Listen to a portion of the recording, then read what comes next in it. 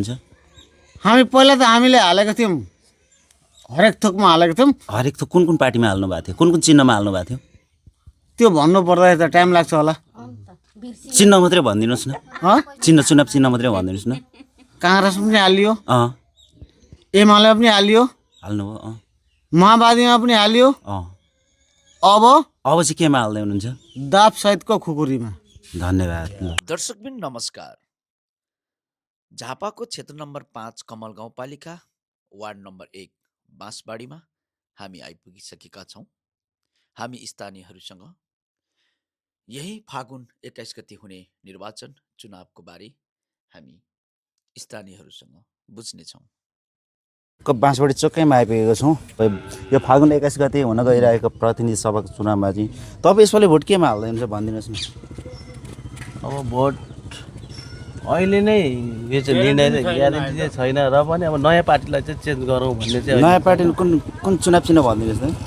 अब हाम्रो चाहिँ अहिले घन्टी नै भन्ने छ, अब पछि हेरौँ।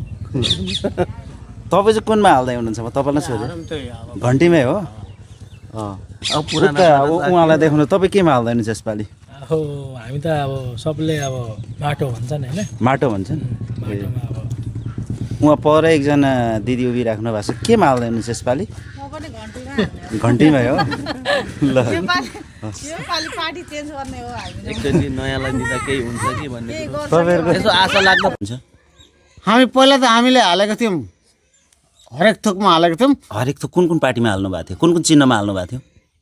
त्यो भन्नु पर्दाखेरि त टाइम लाग्छ होला। चिन्ह मात्रै भनिदिनुहोस् न। चुनाव चिन्ह मात्रै भनिदिनुहोस् न। काङ्ग्रेस पनि हालियो, अँ एमाले पनि हालियो, हाल्नुभयो। अँ माओवादीमा पनि हालियो। अँ अब अब चाहिँ केमा हाल्दै हुनुहुन्छ? दाप सहितको खुकुरीमा। धन्यवाद। ल तपाईँ चाहिँ केमा हाल्दै हुनुहुन्छ यसपालि?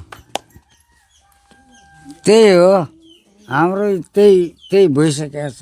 चुनाव चिन्ह भनिदिनुहोस् न एकचोटि, तपाईँको मुखारबिन्दबाट सुनौँ न चुनाव एकचोटि। चिन्ह भनेको हाम्रो दाप शुद्ध खुकुरी, त्यसमा हाल्दै हुनुहुन्छ? त्यसैमा हाल्ने। दाब सहित त्यो कुनमा हाल्दै हुनुहुन्छ? दाब सहितको खुकुरीमा हाल्दै हुनुहुन्छ। यहाँहरूको मत ल तपाईँबाट अलिक आज तपाईँबाट पछाडिबाट पनि तपाईँको टटकार आवाज सुनिरहेको छु होइन। तपाईँको मुखारबिन्दबाट सुन्नु कुनमा हाल्दै हुनुहुन्छ भनिदिनुहोस् न। ल खुकुरी मात्रै? खुकुरी त अर्को चुनाव चिन्ह पनि छ फेरि, नाङ्गो खुकुरी। नाङ्गो खुकुरी पनि छ, कुनमा? दाबको खुकुरीमा हो। हस् धन्यवाद। ल स्वागत छ तपाईँलाई। नमस्कार। हजुरको परिचय? म त शेरबहादुर लिम्बू। शेरबहादुर लिम्बू, यसपालि अब यो फागुन 21 गते हुन गइरहेको प्रतिनिधि सभाको चुनावमा यहाँको चुनावी माहौल कस्तो छ र तपाईँ कुनमा भोट दिँदै हुनुहुन्छ यसपालि? चुनावी माहौल त अब तातिँदैछ होइन, बिस्तारो होइन। अब यसमा कुनमा भोट हाल्दै हुनुहुन्छ? अब भोटमा चाहिँ अब कुन भनौँ, अब आफ्नो भनौँ पहिचान सहितको उसमै हो, जुनमा भए पनि होइन। पहिचान सहित चुनाव चिन्ह भनिदिनुहोस्। चुनाव चिन्ह त अब खुकुरी, दाप सहितको खुकुरीमा। दाब सहितको खुकुरीमा हाल्दै हुन्छ। त्यसै गरी उहाँ एकजना हुनुहुन्छ। ल स्वागत छ तपाईँलाई। स्वागत छ। हजुरको परिचय? मेरो लान्सी लिम्बू हो। यसपालि यो फागुन 21 गते हुन गइरहेको चुनावी माहौल प्रतिनिधि सभाको चुनावमा कुनमा भोट हाल्दै हुनुहुन्छ? खै यसपालि चुनावी माहौल हेर्दाखेरि त हाम्रो गाउँमा उठेको एउटा छिमेकी रञ्जित तामाङ भन्छन्, उसलाई पो दिनुपर्छ है भन्ने विचार आउँदैछ। चुनाव चिन्ह? चुनाव चिन्ह चाहिँ खै अहिले हुन गयो पान तारे कि के तारे, कुन पार्टी हो? खै अहिले त नेपाली कम्युनिस्ट पार्टी भन्ने सुनिन्छ। Nepal communist party. धन्यवाद। यो फागुन 21 गते हुन गइरहेको प्रतिनिधि सभाको चुनावको लागि आम जनसमुदायको मत लिने क्रममा बाँसबाडी बजारको एउटा सानो किराना पसलमा आइसकेको छौँ। यहाँ हुनुहुन्छ। यसपालि तपाईँ भोट केमा हाल्दै हुनुहुन्छ? दाप सहितको खुकुरीमा। तपाईँको परिचय? मेरो नाम रिचा चौधरी। रिचा चौधरी। त्यसै गरी म उहाँलाई सोध्दैछु। ल तपाईँ केमा भोट हाल्दै हुनुहुन्छ? खुकुरीमा। खुकुरीमा? हजुर। उहाँ तपाईँको छोरी? छोरी हो। ए बाउ छोरीको बिचार एउटै रहेछ। हस् त धन्यवाद। म चाहिँ भोट भनेको चाहिँ यस्तो छ होइन, म चाहिँ विशेष अब सङ्घीय लोकतान्त्रिक राष्ट्रमञ्चको खुकुरीमा चाहिँ नै भोट हाल्ने मान्छे हो।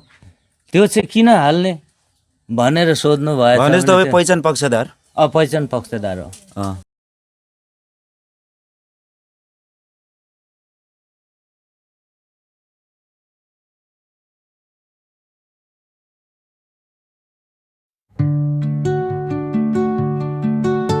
हामीहरू पनि अब पहिला मैले काङ्ग्रेसमा चाहिँ 47 सालदेखि हाल्दै 79 सालको चुनावमा हाल्दै आइयो। हजुर तर काङ्ग्रेस एमाले अहिलेसम्म केही गर्न सकेन। देशको लागि। हजुर देश बेच्ने र लुट्ने धुत्नेदेखि पछिल्लो अर्थ केही गरेनन् यिनीहरूले। हजुर अब यसपालि चाहिँ नयाँपट्टि मोड्दैछौँ हामीहरू। भनेपछि तपाईँ पनि भनेको मतलब घन्टीमै हो। घन्टीमै हो। हस् त धन्यवाद ल।